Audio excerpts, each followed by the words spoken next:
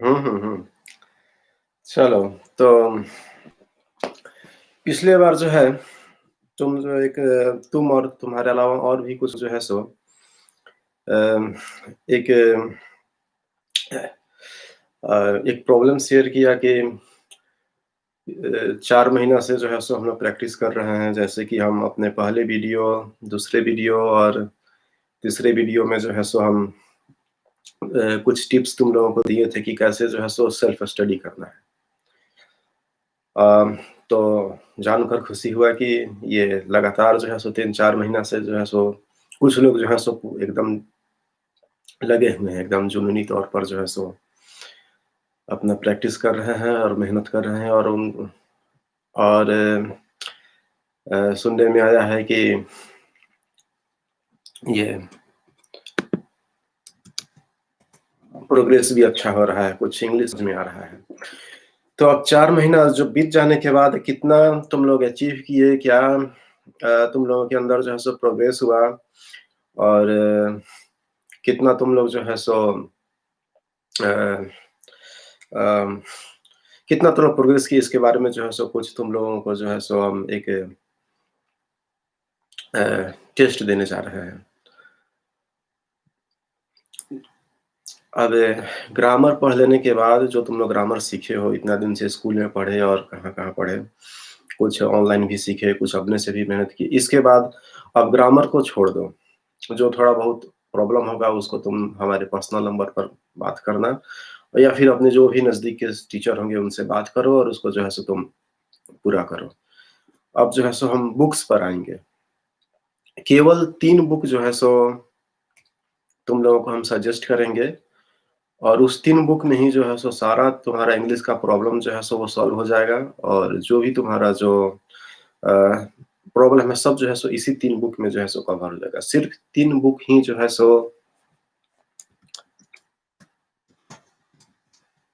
कुछ लोग जो है सो लिख रहा है। सो केवल 3 किताब जो है सो केवल 3 बुक्स ही जो है सो तुम लोगों को जो है सो अब कंसीडर करना है और अगले 3 महीना का गोल सेट करो और इस अगले 3 महीने में जो है सो इस तीनों किताब को जो है सो तुम लोगों को पढ़कर समझ लेना है। एक किताब जो पहले से तुम लोगों को पता है वो है चंपक। इंग्लिश चंपक को पढ़ो, समझो, जहाँ भी प्रॉब्लम हो रहा है उस सेंटेंस को जो है सो अपने टीचर से या हमसे या जिससे भी हो शेयर करो और चंपक को जो है सो पूरा अच्छा तरह से समझने का कोशिश करो। अगर तुमको चंपक समझ में आने लगा, तो समझो कि तुम पहला स्टेप जो है सो पूरा कर लिया। तो बहुत हमारे स्टूडेंट जो है सो बोले हैं कि चंपक उनको अच्छा से समझ में आ रहा है, फिर भी वो इंग्लिश जो है सो अच्छा से नहीं बोल पा रहे हैं। पढ़ रहे हैं तो समझ रहे हैं, लेकिन बोलते समय जो है सो बड़ा दिक्कत हो रहा है, कुछ नहीं हो पा रहा है। तो ठीक है, अब जो है सो एक स्टेप तो तुम पूरा कर लिए, चंपक समझ में आने लगा। अब दूसरा किताब जो है, वो मेरे हाथ में है। ये रस्किन बॉन्ड का बुक है और इसमें उल्टा आ रहा है वीडियो में, इसको हम पढ़ दे रहे हैं। The room of many colours किताब का नाम है। The room of many colours इसके लिखने वाले हैं, इसके जो ऑथर है वो है रस्किन बॉन्ड। रस्किन बॉन्ड बहुत ही नामी है, बहुत ही फेमस राइटर हैं, अधिकांशतः बच्चों के लिए लिखते हैं। अ, हमको इनका किताब पर्सनली बहुत पसंद है और हम अपने इंग्लिश को शुरुआती समय में जो इम्प्रूव किए हैं, तो रस्किन बॉन्ड के बुक्स को ही पढ़ कर किए हैं। इनके बहुत सारे बुक्स हैं और उसमें जो एक बुक हम चुने हैं तुम लोगों के लिए, अपने बिहार के स्टूडेंट के लिए, वो ये बुक है, the room of many colours. अब तुमको जो है सो अपना लेवल पता करना है, सॉरी, कि तुम जो है सो कहाँ पर हो, तो उसके लिए एक स्टोरी हम इसमें पढ़ेंगे और तुमको बताना है कि तुम इसको समझे या नहीं समझे। अगर तुमको ये किताब अच्छा से समझ में आ रहा है, जो हम पढ़ रहे हैं सुनकर, खुद से पढ़कर नहीं, सुनकर अगर तुमको समझ में आ रहा है, तो समझो कि तुम जो है सो दूसरा लेवल भी जो है सो पार कर चुके हो। और अगर नहीं समझ में आ रहा है, तो तुमको इस बुक को ऑनलाइन खरीद सकते हो, महँगा किताब नहीं है, 200 या 300 इसका प्राइस होगा। इसको तुम ऑनलाइन जो है सो बुक को खरीद लो, पढ़ो और प्रॉब्लम हो तो शेयर करो। ये मेरा बड़ा ही फ़ेवरेट बुक है और इसका एक चैप्टर है page number 48 riding through the flames. Riding through the flames.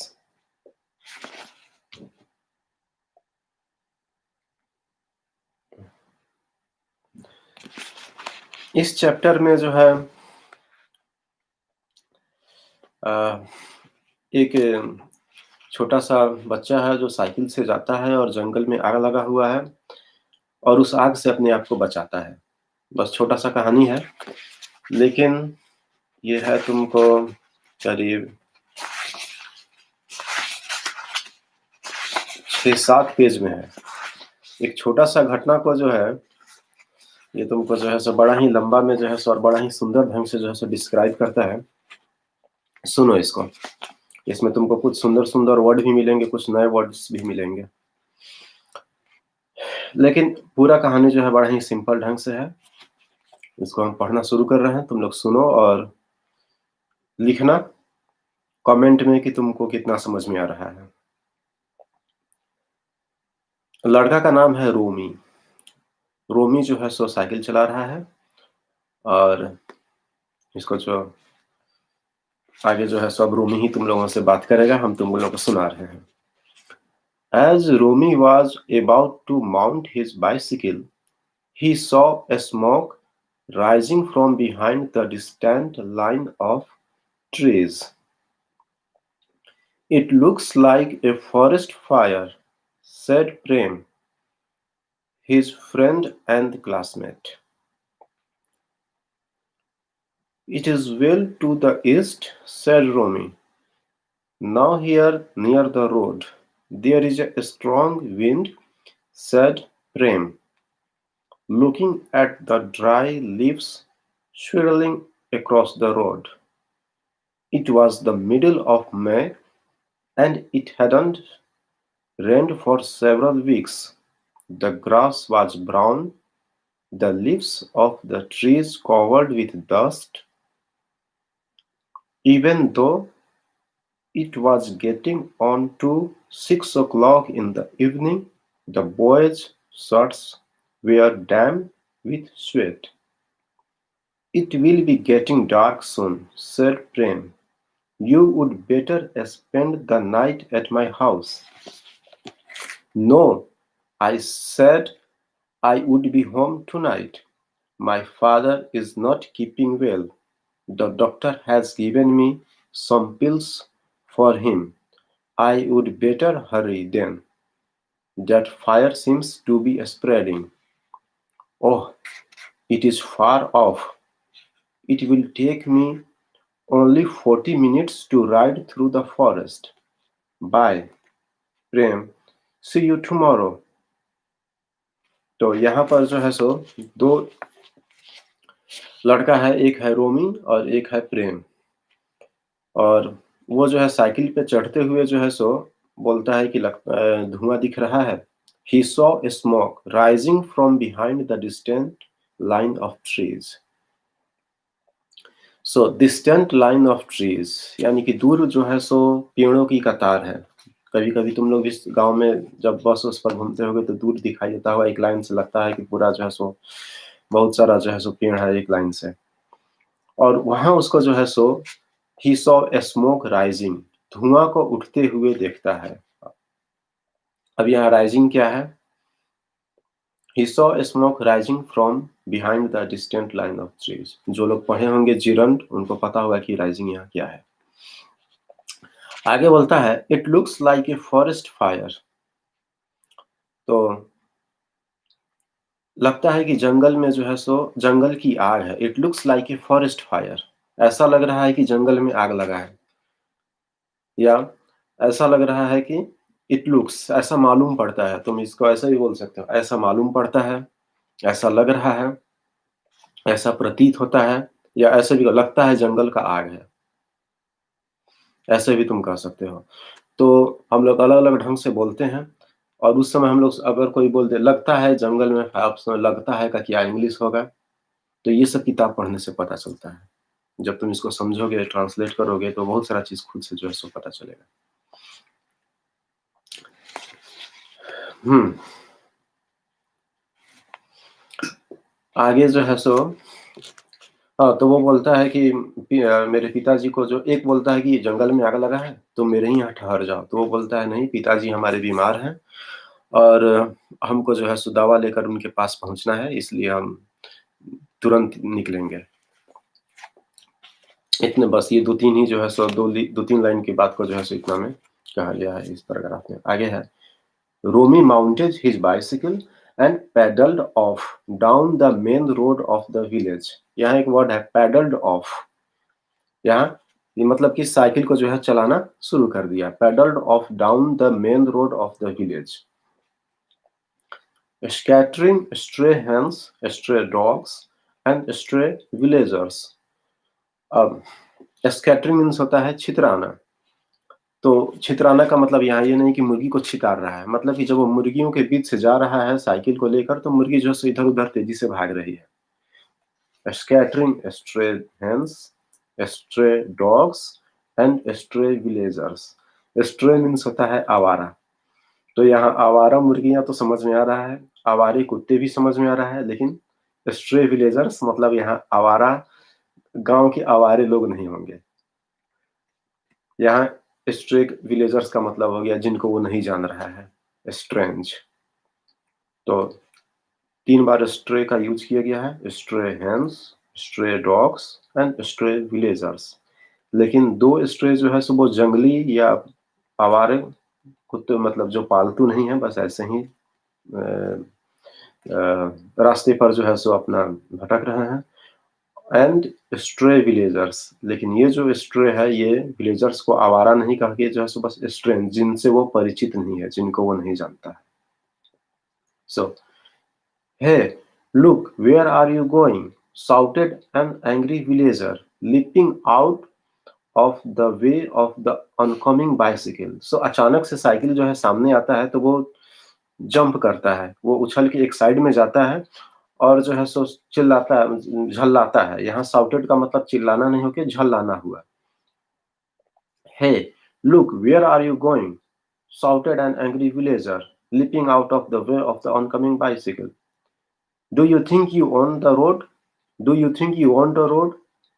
ऐसे हम लोग बोलते हैं ना कि सड़क तुम्हारे बाप का है अपने बिहार में या ऐसे ही बोलचाल में। तो इसको यहाँ हो गया do you think you own the road. ये तुम्हारा रोड है क्या? तुमको तुमको लगता है ये तुम्हारा रोड है? So do you think you own the road. Own means होता है मालिकाना होना, किसी रखना या फिर मालिक होना किसी चीज़ का जो है सो अपने पसेशन में रखना, अपने कब्ज़ा में रखना। तो तुमको क्या लगता है ये केवल तुम्हारा रोड है? इसको भी तुम ऐसे कर सकते हो। Do you think you own the road? Of course I own it, called Rumi cheerfully and cycled on. तो थोड़ा-सा नटखट बच्चा है, मज़ाक में बोलता है, ऑफ कोर्स बिल्कुल, आई ओन्ड इट, ये मेरा ही रोड है। और ये एक तरह का मज़ाक है, हँस और खुशी से बोलता है, चिढ़ के नहीं बोलता है, चीयरफुली। तो चीयरफुली हँसते हुए या मज़ाक करते हुए जो है सो उसको बोला एंड साइकिल्ड ऑन और बढ़ते चला गया। साइकिल को जो है सो अब यहाँ भी साइकिल जो है यहाँ एक वर्ब बन गया। साइकिल जो है सो बाइसिकल या बाइसिकल जो है सो नाउन है, लेकिन जब बोलता है एंड साइकिल्ड ऑन तो ये हो गया यहाँ पे वर्ब। सो इस तरह से तुम लोग जो है सो इसमें सिंपल वर्ब देखोगे, जो तुम लोगों को जो है सो डेली लाइफ में यूज़ करने को मिलेगा। His own village lay about 7 miles distant. अब यहाँ उसका गाँव वहाँ से जो है सो 7 माइल की दूरी पर है, 7 मील दूर पर है। तो तुम लोग ऐसे ही बोल सकते हो कॉमन सिंपल लैंग्वेज में his own village was about 7 meals away, 7 miles away. लेकिन इसको थोड़ा-सा दूसरे ढंग से जो है सो ये बोल रहे हैं, थोड़ा-सा स्टैंडर्ड लैंग्वेज में।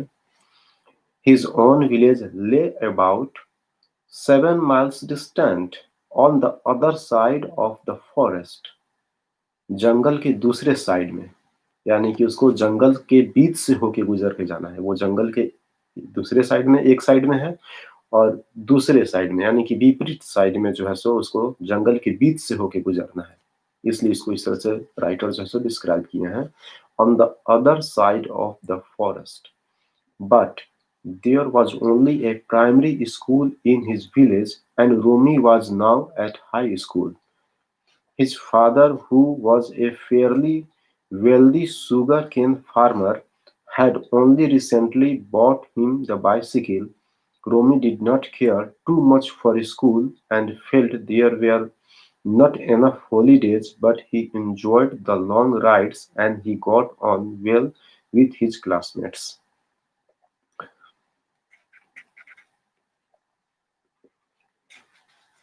So, ये यहाँ पर रीजन दे रहे हैं कि वो क्यों जंगल के इस पार आया। जब उसका गांव यहाँ से 7 मील दूर है, तो फिर 7 मील दूर यहाँ वो क्या कर रहा है। तो इस चीज को बताते हैं कि उस गांव में जो है सो केवल एक प्राइमरी स्कूल है, लेकिन अब वो प्राइमरी स्कूल पार कर चुका है, वो बड़ा हो गया है, अब उसको हाई स्कूल का जरूरत है, तो वो इस साइड आया हुआ है।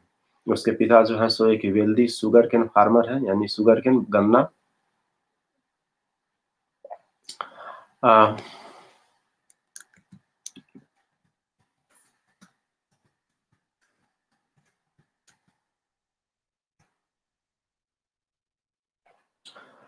और कहाँ थे?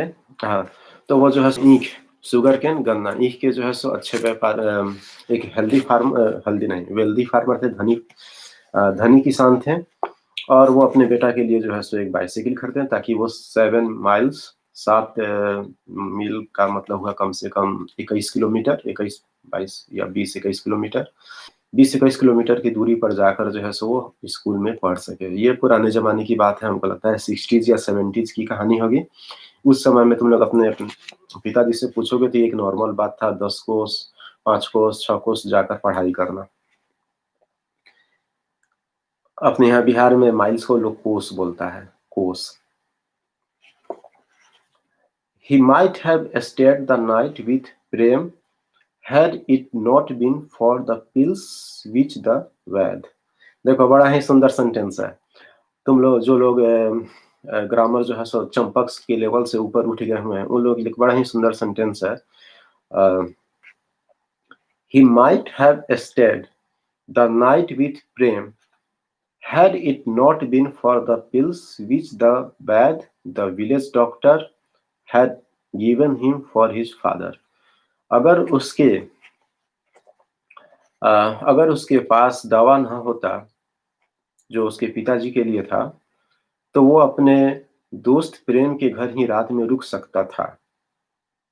Had it not been for the pills which the village doctor had given him for his father। अगर गांव के जो डॉक्टर थे वो दवा जो है सो उसके पिताजी के लिए जो दिए थे वो उसके पास अगर न होता, तो वो अपने दोस्त के घर ठहर सकता था। लेकिन चूंकि वो दवा उसको अपने पिताजी के पास लेकर हर हाल में पहुंचना था, इसलिए वो रुका नहीं और वो वहां से चलिए। इस सेंटेंस को तुम लोग 2 बार 3 बार 4 बार अच्छे से पढ़ना और समझना कि इसमें ग्रामर के कौन कौन से रूल को जो है सो अप्लाई किया गया है, कौन कौन से चैप्टर को जो है सो।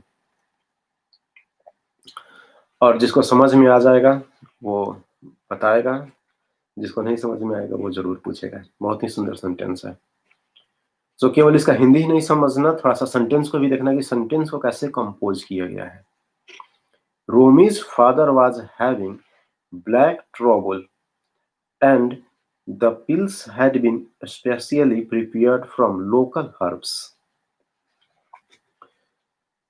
Having been given such a fine bicycle, Romy felt that the least he could do in return was to get those pills to his father as early as possible। Again, there is a very good sentence, and you should also carefully read this sentence and try to find out the rules that you have already learned।